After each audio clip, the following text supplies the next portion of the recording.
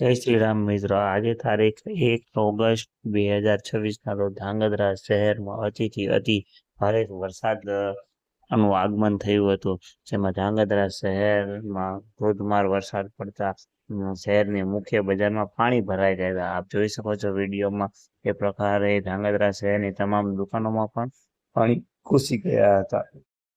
ભારે વરસાદ હોવાના કારણે કોઈ પણ વેપારીઓ દુકાને પહોંચી શકતા નહોતા। થોડો વરસાદ રોકાઈ જતા વેપારીઓ દ્વારા બજારમાં નીકળીને એમની દુકાન ખોલીને જોયું તો દુકાનની અંદર ઢીચણ સમાણા પાણી ભરાઈ ગયા હતા, જેથી વેપારીઓને લાખો રૂપિયાનું નુકસાન થયું હતું।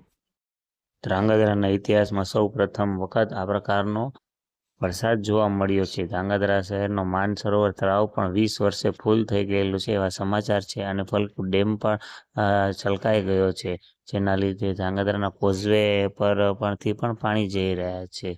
જલ્દથી જો સરકારશ્રી દ્વારા રાહત પેકેજ જાહેર કરવામાં આવે એવું સૌ વેપારી